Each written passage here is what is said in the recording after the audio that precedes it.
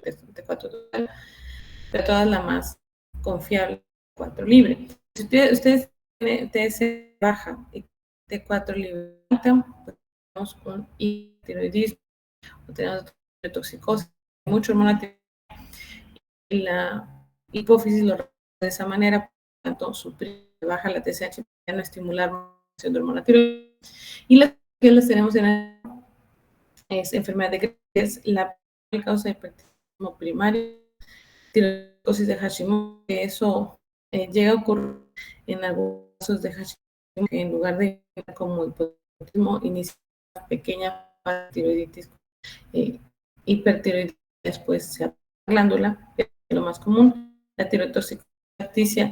Eso significa que está consumiendo tiroidea, puede el paciente lo sepa, pero como externo tiroidea.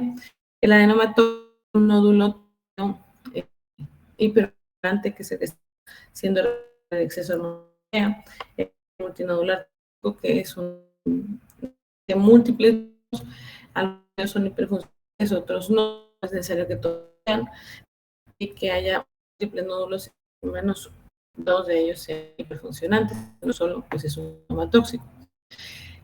Lo tienen ahí con un riesgo porque una carga de genera una respuesta de exceso de producción de manera molar, carcinoma, porque la gran cantidad de atrofina coriónica tiene una similitud estructural con la TSH, entonces actúa para TSH receptor, aumenta o estimulación de hormona tiroidea y a su vez suprime la TSH hipófisis, entonces perfil. La hipermédica también lo produce, todas son ocasionadas por la gonotrofia crónica. Además, el litio tiene efectos similares del yodo de manera oral, aunque está reportado el cáncer de tiroides, la mayoría de los cánceres son no necesariamente hiperfuncionales, siempre son contexto de un paciente o un poco frecuentemente también hipotiroidismo. Ahora, tienen ustedes una TSH baja, T4 libre normal. Eso ocurre, entonces, si hay hipertiroidismo clínico, y puede ser un paciente que tenga una ligera, muy ligera sobreproducción de hormonas tiroideas, o incluso tener T3 tóxico, donde está habiendo más T4, casi siempre son comunes, o una enfermedad de Graves que no ha tenido, digamos, suficiente tiempo para estimularse y elevar mucho los niveles de hormona tiroidea, pero ya empieza la TSH a suprimirse. Entonces, el hipertiroidismo clínico es un poquito menos frecuente que el hipotiroidismo clínico y es un poco más controvertido su tratamiento. Por lo general se trata y se sospecha que el paciente pueda tener alguna complicación asociada al hipertiroidismo como osteoporosis o arritmias. Y finalmente, ustedes tienen una TSH baja y una T4 libre baja, pues es un hipotiroidismo que el problema de la hipófisis, de producción de TSH, insuficiente, pues baja producción de T4 libre. También lo puede dar algo que se llama de tiroideo enfermo, una condición que tienen personas que están realmente enfermas en terapia, por ejemplo, y donde el nivel de unas tiroideas es una forma de adaptación al tema para tratar de consumo de energía y mejorarla sobre el paciente. Entonces, suelen tener CH ligeramente baja, T4 libre, baja, T3 reversa elevada. Realmente no medimos de T3 reversa, es medir, pero no lo hacemos de manera rutinaria. Entonces, ese es un que depende baja que esté la TH, puedo considerarlo una forma de adaptación al trauma, paciente muy enfermo, o puede ser manifestación de un síndrome de falla orgánica múltiple cuando ya está muy medida abajo de 0.05, ya no es mal pronóstico, entonces lo podemos ver como si estuviera parte de un punto de falla orgánica. Bien, ya tienen su...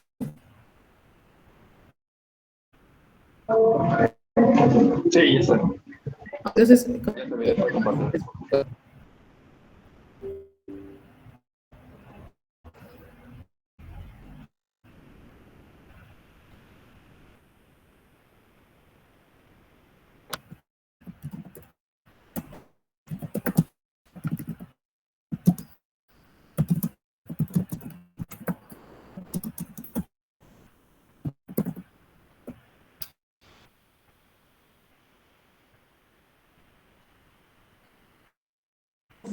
Buenos días, vamos a continuar con el tema del nódulo tiroideo y cáncer de tiroides. Empezando con el nódulo tiroideo, tenemos que este va a ser un crecimiento anormal de las células tiroideas y que van a formar un bulto dentro de la glándula tiroides. Puede ser también como una lesión aislada y se va a deber a la proliferación local anómala de células de la tiroides, aunque en su gran mayoría suelen ser benignos, es decir, no son cancerosos. Estas van a tener una prevalencia de alrededor del 4% en la edad adulta, con una mayor incidencia en mujeres que en hombres, a una razón de 4 mujeres por cada hombre. En niños de corta edad, la prevalencia es de menos del 1%. En las edades de 11 a 18 años, de aproximadamente 1.5%. Y en las personas mayores a 60 años de edad es en alrededor de un 5%.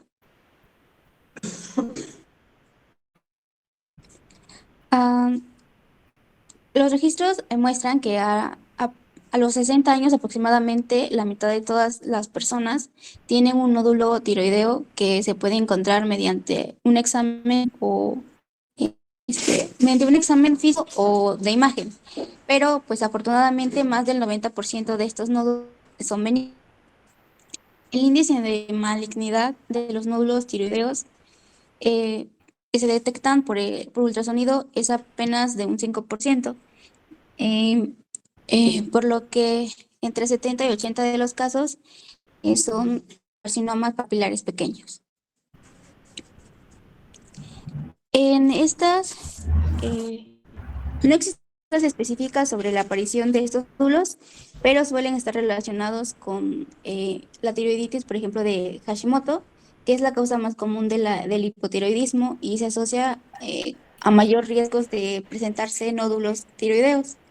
Se sabe también que la deficiencia de yodo, que pues muy, muy poco común, también es una causa de nódulos. Se presentan también los antecedentes de radiación externa del cuello durante la infancia o en la adolescencia, y cuando hay presencia de un crecimiento largo o alteraciones persistentes en la respiración o la deglución. La clasificación de los nódulos. Estos se van a clasificar según su benignidad o malignidad. Se van a definir según las características clínicas que contengan cada uno. Para los benignos, los datos de anamnesis es que el paciente pues, va a ser una persona joven, alrededor de 20 a 30 años, en sexos masculinos, con una... los nódulos son exclusivamente quísticos.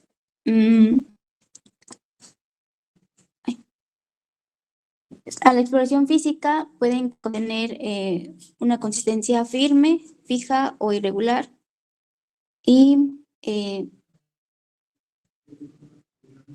pueden tener análisis de cuerdas bucales o presencia de ronquera, adenopatías de ganglios linfáticos regionales persistentes. Va a ser una sospecha alta cuando el nódulo sea sólido, sea con bordes irregulares o con microcalcificaciones, y va a ser de una sospecha intermedia cuando estos sean con presencia de microcalcificaciones, haya lesiones hipoecoicas y bordes infiltrantes irregulares.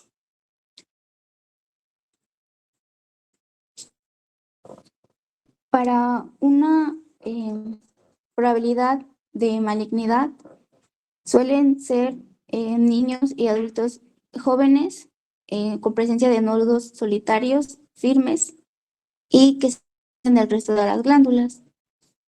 Va a haber presencia de parálisis de las cuerdas bucales, los ganglios linfáticos van a ser firmes y va a haber una metástasis a distancia.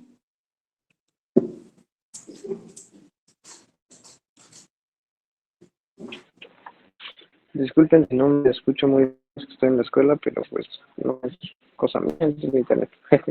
Entonces, la fisiopatología es algo compleja si tratamos de entenderla cuando hablamos de nódulos tiroideos, porque realmente no existe mucha información que la describa.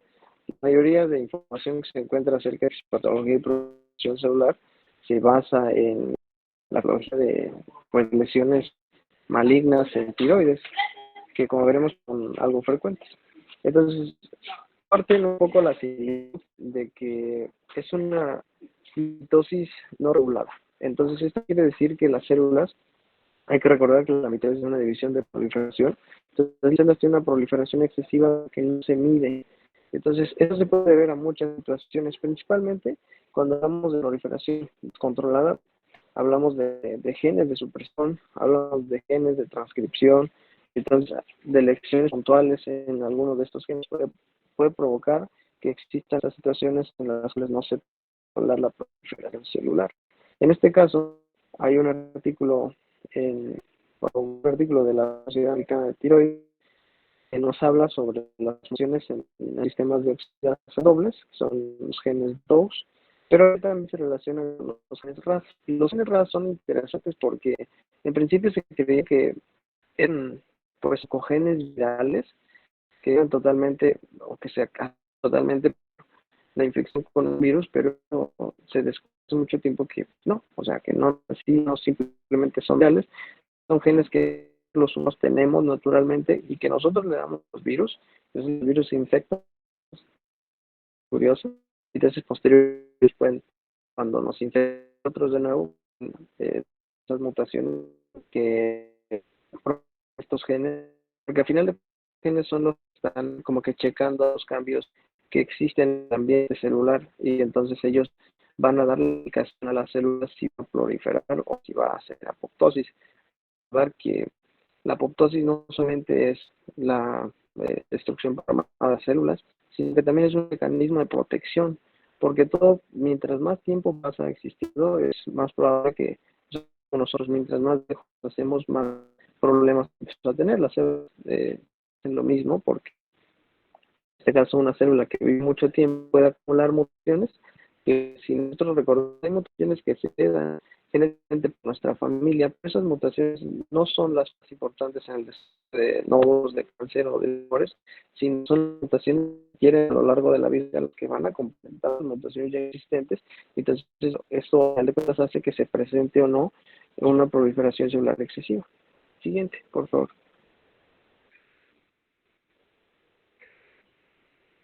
También el artículo nos hablaba acerca de que hay un aumento en los factores de crecimiento tiroideo circular.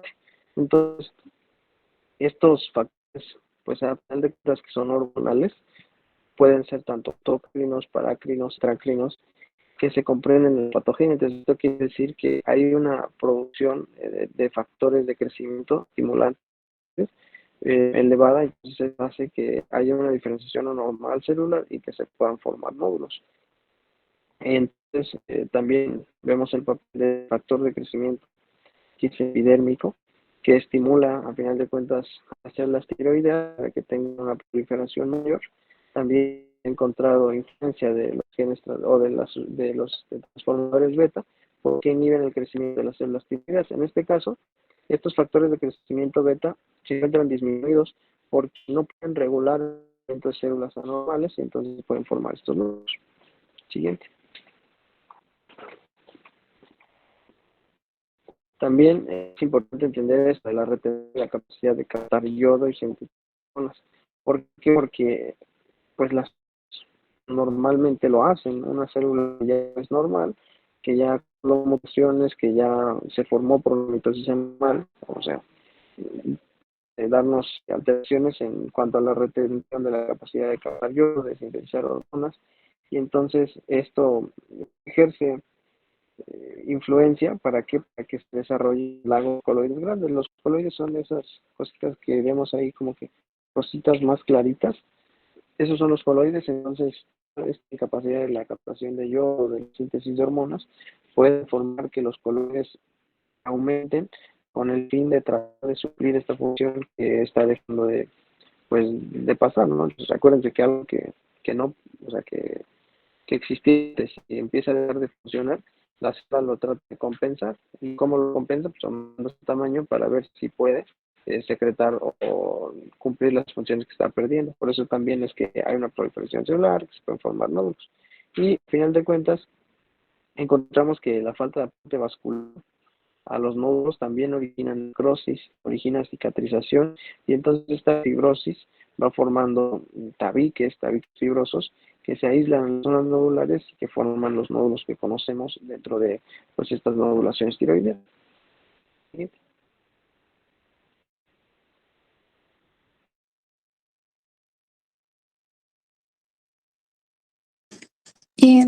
Dentro de las presentaciones, pues en general los nódulos no suelen asociarse a secreción anómala de hormonas tiroideas y en consecuencia pues los pacientes no muestran signos clínicos de disfunción tiroidea y se mantienen a menudo asintomáticos, aunque un aumento de tamaño de la tiroides pues va a ser una presentación clínica en algunos casos. Ocasionalmente los propios pacientes encuentran los nódulos cuando estos se tocan el cuello, se miran al espejo, abrochan la camisa y por ende también el cuello, o se abrochan un collar.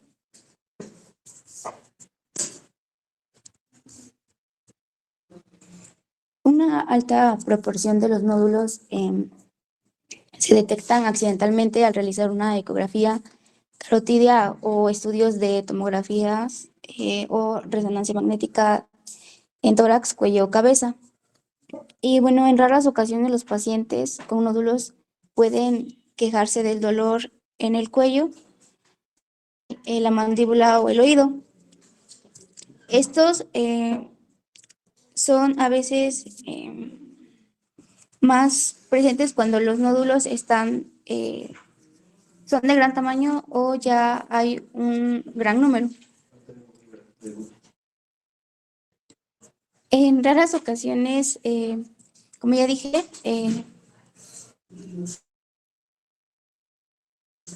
pues van a ocasionar una sintomatología fuerte y principalmente el paciente va a presentar rigidez de cuello, disfagia, sensación de ahogo, cosquilleo en garganta. Esto simplemente va a suceder si el nódulo pues, es suficiente grande para comprimir la tráquea o el esófago. Y la ronquera a veces se va a presentar solo si el nódulo invade al nervio que controla las cuerdas vocales.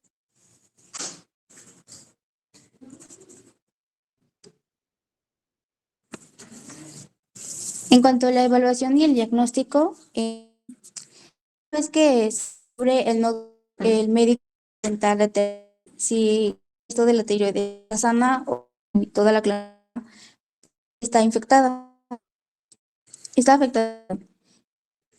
El médico palpar la tiroides para ver si la glándula está grande y si hay varios nódulos. Las pruebas iniciales pueden ser las del laboratorio, que incluyen las de la hormona y la hormona de la tiroides. En la sangre, así determina cómo está el funcionamiento de estos.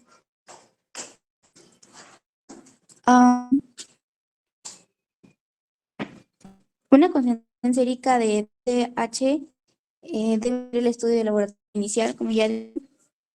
Y en esta, si la concentración es normal, no necesitan análisis adicionales, pero si esta está por debajo de lo normal, se debe considerar realizar una gramografía con radiológicos para ver si es caliente y tiene un funcionamiento autónomo. Cuando la TSH es alta, este se va a dar riesgo hacia tener un cáncer tiroideo.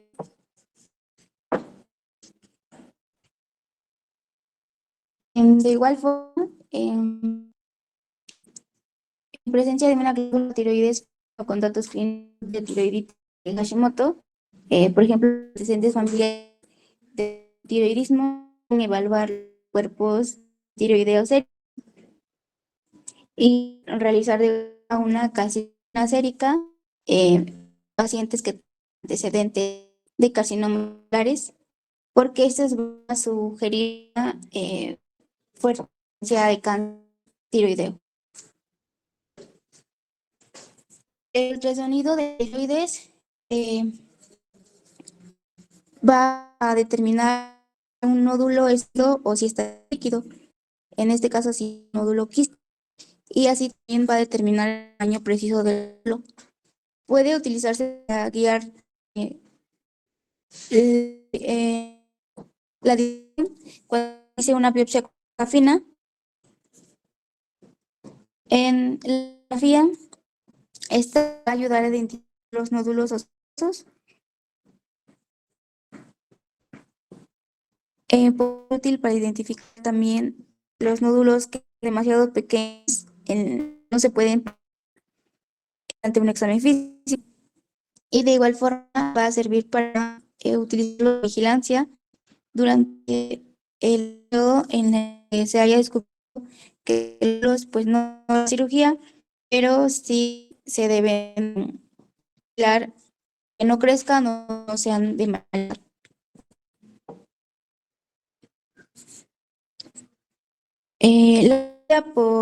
Con aguja fina se utiliza en esta aguja muy fina para las células del glóbulo tiroideo y se toman varias muestras de diferentes partes del glóbulo para que se brinde una mejor oportunidad de ver las células cancerosas, si es el caso. El informe de va a diferentes hallazgos. La primera es que el nódulo es benigno, que no es canceroso. En este resultado va a ser alrededor del 80% de las biopsias. Y es así, no hay que extirpar los tiroideos a menos en síntomas de asfixia o dificultad para. El nódulo es maligno, es decir, que es canceroso o una sospecha de malignidad. En estos suelen entre el 20 y el 30% de las veces que se hacen los estudios, y se pueden remitir con cirugía. Si encuentran cáncer, generalmente también se debe extirpar la glándula tiroides restante y cirugía con que no hay, pues no hay de extirpación completa. Si hay una indeterminada, porque el nódulo se describe como una lesión folicular, suelen presentarse solo en 20 y 30% de las veces.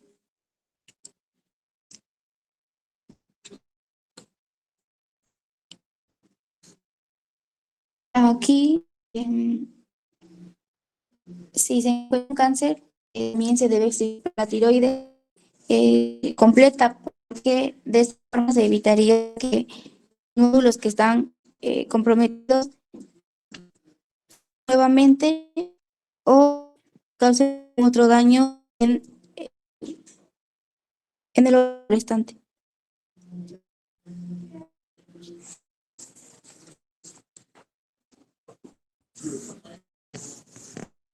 También puede ser indeterminada porque las células del nódulo tienen características que no se pueden unir en ninguna de las categorías de diagnóstico. Cuando esto es un diagnóstico atípico por una lesión indeterminada. En esta categoría suele ser la presencia de cáncer, pero aún así se debe evaluar y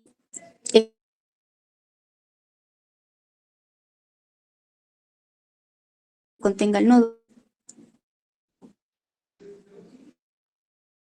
Bueno, aquí es una imagen de la punción de aguja fina, nódulo tiroideo.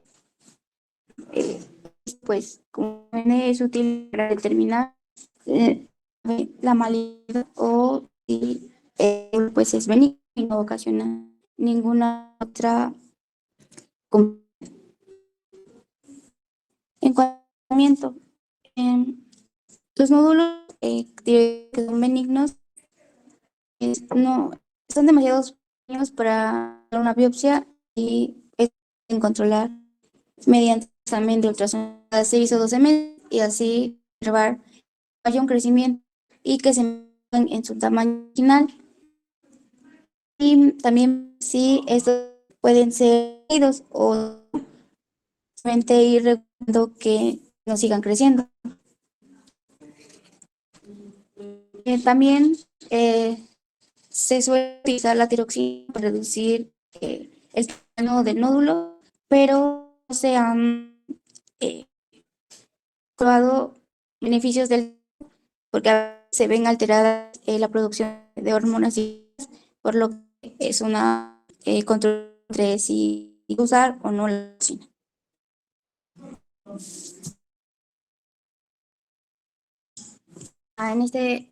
En esta muestran qué se debe hacer de detectar un video. Cuando es cuando se encuentra un CH normal, solamente debe hacer una ecografía para confirmar el nódulo, realizar una biopsia y sospechar si hay una neoplasia folicular con una gramafagia y clasificar si es un nódulo frío o un nódulo caliente. A partir de ello, si es o benigno, si requiere una intervención quirúrgica o simplemente una observación para controlando el tamaño y que no se vuelva.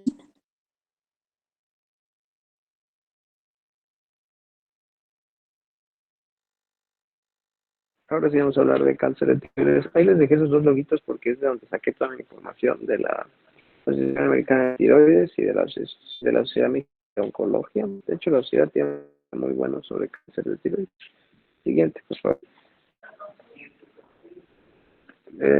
Pues viendo un panorama general, pues los tumores malignos de la tiroides presentan los tumores endocrinos más frecuentes. De hecho, el 90% de masas en la tiroides son tumores.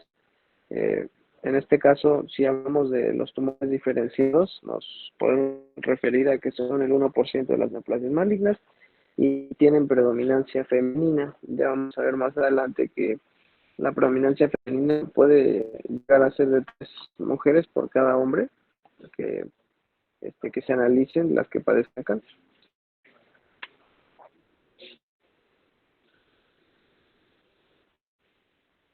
¿Cómo se clasifica el cáncer tiroideo? Bueno, se clasifica en 4 tipos. Un cáncer o un tumor diferenciado, un tumor medular, un tumor indiferenciado y otro misceláneo. El diferenciado, pues lo podemos obviamente diferenciar por el tipo de célula que se afecte. En este caso, si se estudia la histología de la tiroides, vamos a ver que hay células papilares, foliculares, entonces los tumores pueden derivar de este tipo de células y se consideran como tumores diferenciados. Los tumores medulares son los tumores que surgen de una célula que se llama célula C. Estas células también se encuentran pues dentro de este tejido histológico no en corte celular de la tiroides, cáncer más grande. El indiferenciado también se conoce como tumores anaplásicos. ¿Por qué? Porque no tienen forma, o sea, no se sabe de qué estirpe celular provienen. Y los misceláneos son aquellos tumores que tienen 2 o más características o clasificaciones, por ser tanto diferenciados como médulas, por ejemplo. Siguiente, por favor. Los tumores diferenciados son los tumores que provienen, como yo les explicaba hace ratito, de células epiteliales foliculares y que si nosotros nos ponemos a notar la frecuencia de todos los 4 tipos de tumores, vamos a ver que estos son los más frecuentes. Representa del 85 al 90% de la presencia de tumores. En este caso, recuerden que los tumores diferenciados se clasifican en foliculares y en papilares. El de mayor frecuencia es el tumor de tipo papilar con un 85%, y el 10% restante es un cáncer folicular y el otro 3% que resta es un cáncer de Hurd, que también puede poner este tipo de células diferenciadas. Siguiente. Ahora, ¿cuáles son los datos de relevancia que tenemos que tener en mente? Que las neoplasias tiroideas, en este caso, se encuentran mayormente, si hablamos de tumores diferenciados, en la tercera y cuarta década de la vida, porque ya veremos cómo los tumores medulares aparecen por aproximadamente en la quinta y sexta década de la vida. La relación entre mujer y hombre pues, es mayor, las mujeres tienen mayor posibilidad de padecer algunas de estas neoplasias. De hecho, por 3 mujeres que tengan cáncer, solo un hombre lo va a tener. Y en este caso, si hablamos de tumores diferenciados, tienen un buen pronóstico. Su sobrevida va aproximadamente a los 10 años. Si nos damos cuenta, la sobrevida a los 10 años de los tumores papilares es 98%, tienen muy buena respuesta. Y la sobrevida a 10 años de los foliculares, 92%. Al final de cuentas, tienen muy buena respuesta. Por ello, es importante que nosotros sepamos clasificar el tipo de tumor que tiene el paciente, porque no es lo mismo que tenga un tumor diferenciado o un tumor anaplásico, que son los de peor pronóstico, que vamos a ver más adelante cómo la esperanza de vida disminuye radicalmente. Siguiente, por favor. La epidemia de tumores tiroideos y de cáncer tiroideo, según esta revista de la Sociedad Mexicana de Oncología, nos dice que hasta 2012 había solo 3.006 casos de cáncer de tiroides. Sabemos que no es un cáncer tan frecuente, pero que sí existen casos. De aquellos 3.036 hubo 702 muertes y que, fíjense, la prevalencia, como les decía, es más frecuente que tengamos un tumor diferenciado que cualquier otro tipo de tumores. 9 de cada 10 casos que se analizaron eran tumores diferenciados, foliculares, papilares. Y nosotros nos vamos dando cuenta que como aunque la incidencia crece, la mortalidad es estable. Esto se debe a muchos factores, principalmente a factores de estudio imagenológicos, porque la estadificación de los tumores a temprana o en unas etapas tempranas, y peor si vemos que son tumores diferenciados, podemos darles un manejo que tiene muy buena respuesta, la sobrevida 10 años va casi hasta el 100%. Entonces vemos que aunque hay incidencia, la mortalidad se mantiene estable. Siguiente, por favor. Esa mortalidad debe de incluir también el cáncer medular, que tiene un pronóstico muy diferente, su origen embriológico también es distinto. El cáncer diferenciado de tiroides, o sea, de células foliculares, ya sea el papilar o el folicular, la mortalidad es muy baja, como bien lo dijiste. Y se me hace rara esta estadística, esta media. Se estima que para el próximo año, entre 2025 y 2026, se estimaría que el cáncer de tiroides fuera el 4º cáncer en frecuencia en la mujer, después de mama, cervicouterino y de pulmón. Entonces, pues, no, en realidad es bastante frecuente. En siglo XXI, cuando yo estuve, ahora tenemos casi 1.000 pacientes nada más en el hospital. Es muy frecuente. Ok, entonces hay que tener en cuenta eso que dice la doctora, pues es un cáncer mucho más frecuente que en este caso se describe en la literatura. Por favor. Ok, los factores etiológicos se parece mucho a lo que platicaba yo anteriormente de la fisiopatología de los nódulos. Se asocian a antecedentes de exposición a radiación ionizante. Si hablamos de tumores de cabeza y cuello, o en las mujeres más frecuentes los tumores de cáncer de mama, cuando se trata con radioterapia, puede aumentar el cáncer puede aumentar la probabilidad de que esa mujer que ya tiene cáncer de mama padezca cáncer de tiroides a un tiempo más tarde, por la exposición alta a esos factores de radiación ionizante. También las mutaciones puntuales o estos cambios que existen en estos genes o en estos receptores de tirosinasa y treonina pueden que las células, en este caso, tengan mayor probabilidad para diferenciarse y formar también las elecciones en los genes supresores de tumores. Por ahí es interesante cómo estos genes, por el más conocido, la P53, como he platicado ya, la apoptosis es un mecanismo de protección. La célula sabe cuando una célula que viene en la mitosis viene cuando tiene alteraciones genéticas, entonces la manda, componga, por decirlo así. Si la célula regresa y sigue igual, la manda a hacer apoptosis. Por eso es importante que entender esto, porque las deleciones en estos genes, por ejemplo, es muy conocida, la P53, puede dar también paso a que se desarrolle un tumor. También un gen que me gusta mucho, que es el gen RBX, el gen del retinoblastoma, que este gen medía el paso en el ciclo celular de G1 a S. Y es bien importante porque si este gen se activa, bueno, este gen forma una proteína que se llama proteína del retinoblastoma y se une con factores de transcripción, que son los factores E2F.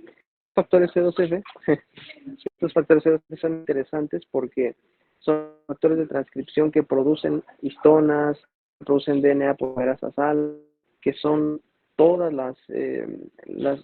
pues los requerimientos que necesita una célula para continuar la mitosis.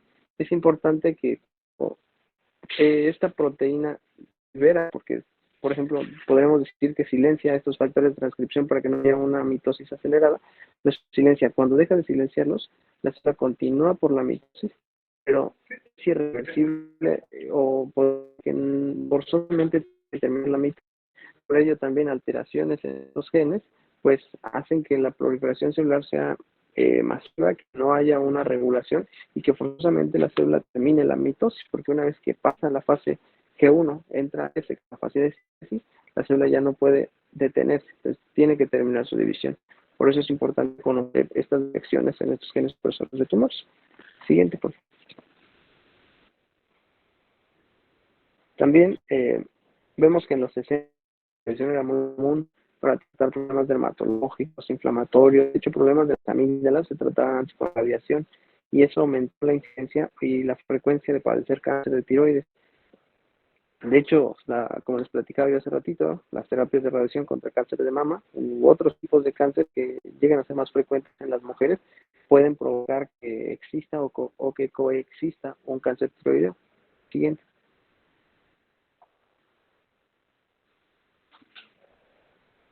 Estas mutaciones también, que en los genes PEP, que son protoncogenes, y las locaciones en los genes NTRK1, a final de cuentas un protoncogen es un gen que nada más, o sea, se lo digo de manera muy breve, que nada más está esperando un cambio para que induzca la formación de un tumor. O sea, son genes que ya están ahí divagando entre si formo tumores, no formo tumores, y cualquier mutación, por más pequeña que sea, o sea, esas mutaciones que se adquieren a lo largo de la vida las condicionan la aparición de tumores. Y también mutaciones en genes superiores como la P53 y la proteína del retinoblastoma que les platicaba yo hace ratito. Siguiente, por favor. Entonces, la presentación clínica del cáncer de tiroides puede iniciar como un nódulo. Muchas veces estos nódulos pueden evolucionar y formar cáncer o puede iniciar también como metástasis. Muchas veces, clínicamente, llega a ser un hallazgo incidental. Nosotros estamos investigando otra cosa, imaginológicamente nos damos cuenta que tiene o un nódulo o de hecho ya tiene un tumor. O también puede llegar el paciente diciendo, pues siento que tengo una bolita en el cuello, siento que todos los temas que nos platicaban anteriormente mi compañera, y entonces nosotros en la exploración física, la pasión, damos una masa tiroidea descubierta y al hacer un estudio más profundo de ella nos damos cuenta que pues no es un nódulo, que es cáncer. ¿Por qué sucede esto? Bueno, porque los pacientes se presentan en su mayoría síntomas tiroideos. Entonces, no hay tantas alteraciones que nos hagan pensar en otra cosa. Simplemente llegan a ser, en este caso, la mayoría hallazgos los que nos pueden llegar a decir, investiga más, puede que tu paciente tenga cáncer. Siguiente, por favor. Ahora, ¿cómo tenemos que evaluar a estos nódulos? Es importante evaluar los nódulos porque esto nos puede llevar a entender si se puede un cáncer o no. Los nódulos tiroideos, al final de cuentas, podemos evaluarlos con la historia. Hacer una buena clínica, checar que no tenga historia familiar de cáncer de tiroides o de cualquier otro tipo de cáncer, porque al final de cuentas vemos de que hay problemas, acciones genéticas en cualquier gen, entonces pueden acuérdense que un gen supresor de tumores o un oncogen no solamente da un tipo de cáncer, sino da muchos tipos de cáncer y depende de la susceptibilidad del paciente que cáncer se expresa. También pues, el tratamiento con radiación en tumores de cuello, que tengamos nódulos agudos que crecen rápido. Eso es importante. Si nosotros notamos eso, hay que investigar más para ver que no se trate de cáncer, y hay que hacer una inspección correcta de adenopatías. Ya veremos más adelante la clasificación de como pues cualquier otro tipo de tumor, que es la TNM. Siguiente, por favor. Porque eso depende que estos nódulos tiroideos pues evolucionen a formar un tumor que sea cáncer. Siguiente, por favor. Y aquí están los ganglios linfáticos. Es importante tenerlos en mente, no voy a describir tantos. Existen 7 grupos, y ahí se ven en la imagen. Los grupos que se ven más fácil con ultrasonidos son los 2, los 6 y los 5. Pero los ganglios linfáticos que mayormente hacen metástasis, o los que mayormente pueden hacer pensar en que exista cáncer, son los del grupo 4. Y si se dan cuenta, el grupo 4 está hasta abajo y está en rojito. Entonces, estos rojitos son los que tienen difícil acceso.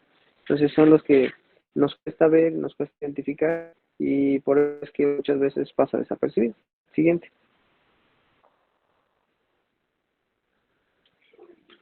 Vemos que tenemos que evaluar los ganglios linfáticos centrales y laterales, o sea, consecutivamente, la cadena yugulo-carotidia y el hueco supraclavicular, o sea, todos los ganglios que se encuentren allí. La ecografía, tristemente, es de baja sensibilidad para el diagnóstico de metástasis, porque como les platicaba yo, estas metástasis se encuentran en ellos que no son de fácil acceso por ecografía o por sonido. Entonces es difícil saber si hay o no metástasis, a menos que pues ya los estadios de la enfermedad sean avanzados. Siguiente.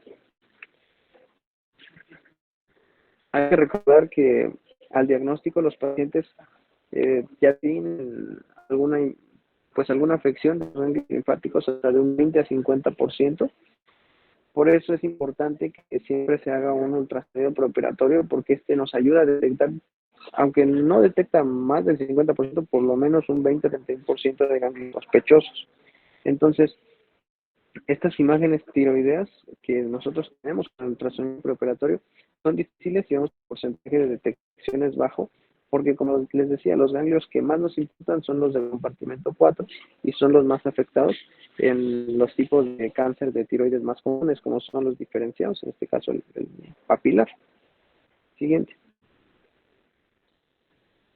Entonces, en esta ultrasonografía nosotros tenemos que ver que existan o no metástasis, el tamaño de los ganglios, porque para que exista metástasis, los ganglios deben de medir más de 7.5 milímetros en los grupos ganglionares 2 y 4, que sean ganglios quísticos, que tengan calcificaciones redondas, que estén causando una compresión vascular, y si se hace un estudio con Doppler, que tengan aumento de la vascularidad periférica. Recuerden que todos los tipos de cáncer pues expresan factores de crecimiento endotelial. ¿Por qué? Porque a partir de 2 milímetros de crecimiento del tumor ya no puede alimentarse de la sangre normal de los vasos, y entonces necesita crear sus propios vasos para poder sobrevivir. De hecho, es un punto que nos debe interesar, que exista un aumento en la vascularidad periférica. Siguiente. Y pues existen variantes del cáncer papilar. Los cánceres diferenciados son los más comunes, pero no solo son papilar y folicular, sino que el papilar tiene varias diferentes, como el cáncer alta, columnares, esclerosantes difuso y con patrón muscular difuso. Si nosotros identificamos estas diferencias de clasificación, tenemos que entender que el pronóstico ya no es tan bueno como un cáncer papilar que iba del 90 a 80%, sino que ya hay un pronóstico peor y requiere otro tipo de tratamiento. Ya no es el mismo tratamiento que se les da a los otros tumores diferenciados. Siguiente. ¿Cómo lo estadificamos? Como cualquier otro tipo de tumor, con el TNM. La T es el tamaño y la extensión del tumor, la N es el número de metástasis ganglionares, si existen o si no. La S, pues que existan metástasis a distancia. Entonces aquí podemos clasificarlo en grupos de riesgo de recurrencia o de persistencia. Esto nos va a ayudar a evaluar qué tan grave está el cuadro del paciente. Siguiente, por favor.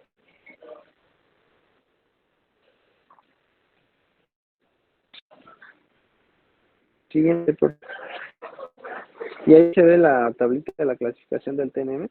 Se las dejo allí para que cuando ustedes revisen la diapositiva la vean con detalle, porque pues yo digo que esa la podemos analizar cada quien para no tardarnos tanto analizando qué significa TX, T0, T1. Al final de cuentas, acuérdense que es el tamaño del tumor. Y lo que se ve es cuánto ha crecido. La N es si los ganglios tienen o no evidencia de metástasis, calcificaciones, y esto nos va a ayudar también a clasificarlo como desde X, que pues es que no tiene nada, a N9, que tiene metástasis claras. Sigue, por favor.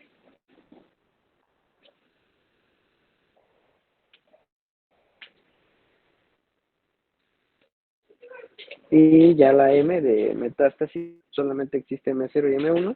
M0 quiere decir que no hay metástasis, M1 que sí existe metástasis distante. Y eso pues obviamente empeora el pronóstico del paciente.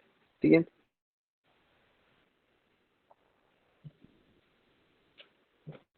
La clase igual del test, al final de cuando nosotros hagamos la estadificación, los pacientes de cualquier edad con focales menores a 1 centímetro, que sean tiroideas, que no tengan extensiones oculares o capsulares, pueden tratarse con una tiroidectomía completa, o sea, quitar toda la tiroides, ¿sí?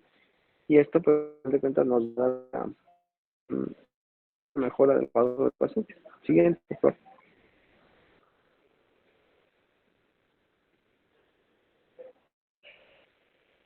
Se puede clasificar como tumores de bajo riesgo, tumores menor a 1, menor a 4 centímetros, y con el resto de las características mencionadas en bajo riesgo, no que el tamaño sea pequeño, que no existan metástasis ganglionares y que no existan metástasis de distancia. Siguiente, por favor.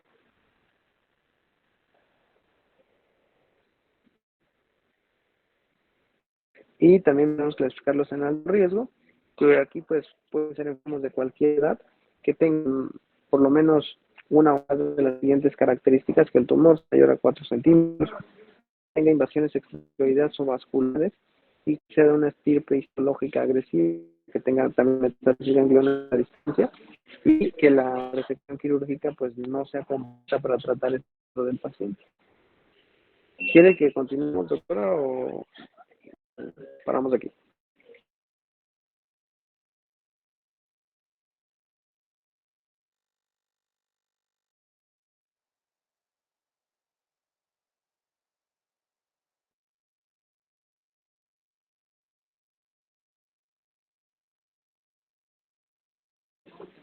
¿Continuamos o nos Sí. quedamos aquí, doctor? Ya vi que revisando todo muchas diapos, se fue 15, ¿no? Sí, No, mejor continuamos mañana y hacemos dale, el vale. paso de cada. Bueno, entonces nos vemos mañana. Adiós. Bye.